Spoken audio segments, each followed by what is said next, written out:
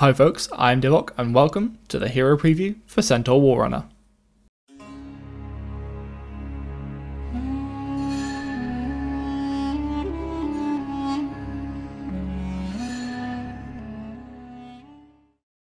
If you want to hit hard with little regard for your own safety, then you need to be looking at Centaur Warrunner in Artifact.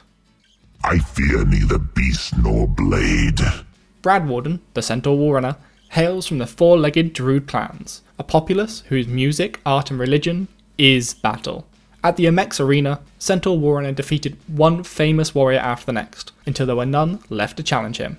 With the belt of Amex wrapped around his chest, but a strange emptiness in his heart, Brad Warden sets out to find his next challenger.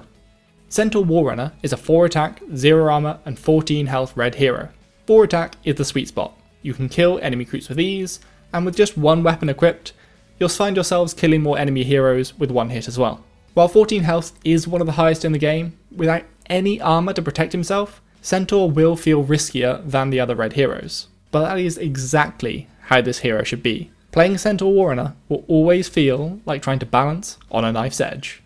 Centaur Warrunner's ability is Return, a continuous ability that grants Retaliate 2. For those of you that don't know, Retaliate deals damage to enemies attacking yourself. So should an enemy attack Centaur Warrunner, 2 damage would be dealt to them from his passive. As is always the case with Centaur Warrunner, combat is fruitful no matter the odds. Even if the enemy focuses on removing extra armor from you and bringing you down, you'll still be returning damage to them. This also effectively buffs damage in direct battle. If Centaur is hitting an enemy and that same enemy is hitting Centaur back, you effectively get 2 damage added to your score for a total of 6. Now 6 damage is a pretty nice number, because it one-shots a bunch of heroes, at least from the ones we know so far, including Bloodseeker, Crystal Maiden, Lion, Meepo, Necro, Prelex, Riley, Skymouth Mage, Sniper, Solar Khan, and Winter Wyvern. Centaur Warrunner's premier spell is Double Edge. For 1 mana, give a red hero plus 8 attack and minus 8 armor this round. Remember that part about being on a knife's edge? Well, this card embodies that. The setup for Double Edge is key. Make sure you play it after your opponent has no mana or no activatable abilities, or you'll die from the minus 8 armor. Equally, if you're playing against a red deck, you can use this on the enemy for an easy kill. For example, if the enemy hero is fighting one of your creeps, use Double Edge on the enemy hero to remove 8 armor, and sure they're getting plus 8 attack, but they're only hitting a creep. That creep will effectively be doing 10 damage this round. Not only that, this is all for 1 mana, so stacking the effect is incredibly easy. You can possibly get plus 24 attack and minus 24 armor, depending on how you want to be using the spell. We're now going to look through the different stages of the game, early, mid and late, and discuss what sort of playstyles, items and spells you should be utilising with Centaur Warrunner.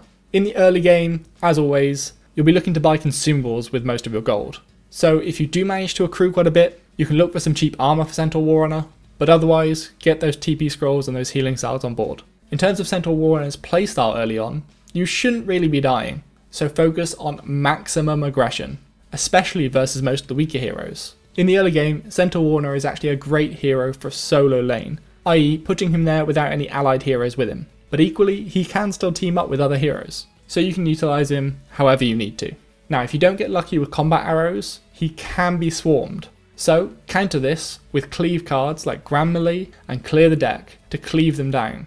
You can also look to use combat training. Just one of these will give Centaur Warrunner 8 direct damage, so when both you and the enemy are attacking one another. This is another 7 extra heroes that can be one-shot by Centaur Warrunner just by upping his damage to 8.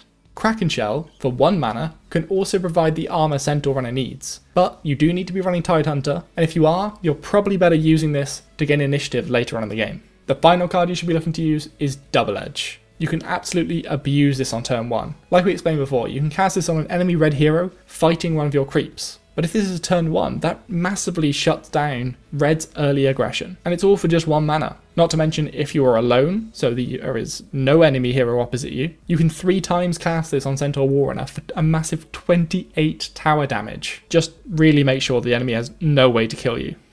Moving into the mid game, you need to keep up that aggression. In the late game, your opponent will have ways to deal with you, so make sure you get as much value out of Centaur Warrunner and his premier card Double Edge while you can. In terms of items, a cheap damage item will be pretty nice, just to get the base up to 8 to 9 damage. You can look to Blade of Vigil, Broadsword, kingfoot musket, poaching knife, short sword, stonehall pike, any of the above or any other items that bring you up to that 8 or 9 damage threshold are fantastic on Centaur Warrunner.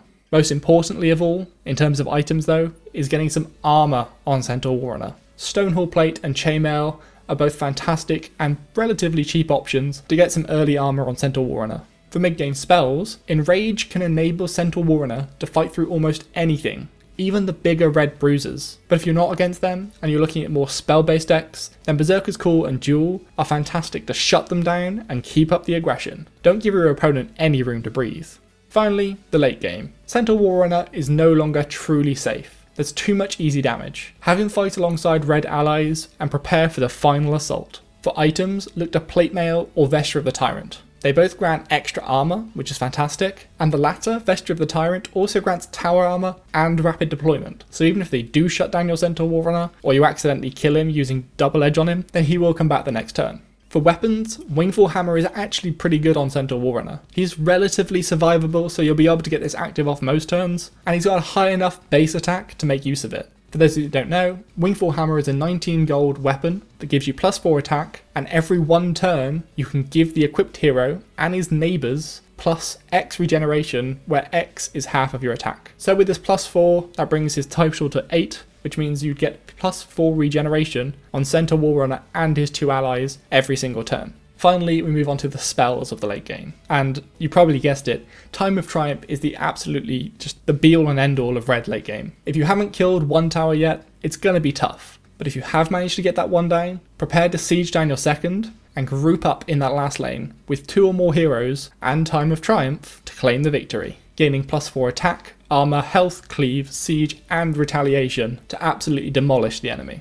Otherwise, you can look to counter out your enemy. Against spell-based decks, you want to get initiative and use enough magic, a 5 mana red spell that takes you straight into the combat phase, your phase. Versus red bruisers, remember double edge to kill them off using the -8 armor side of it, and that should be enough to swing any battle. But even the Lone Warrior Centaur does have some friends out there. Legion Commander and Axe are fantastic because Centaur Warrunner is a great target to use for Duel and Berserker's Call. Tidehunter is also pretty good for his extra armor and initiative gain, which can allow you to manipulate the battlefield as you see. Also, Double Edge, +8 attack and -8 armor is pretty good on Tidehunter, because he's got 18 health in the first place. -8 armor isn't really going to matter that much. Generally speaking, Centaur Warrunner looks really good in fast red decks, so make sure you pair him up with those other strong warriors.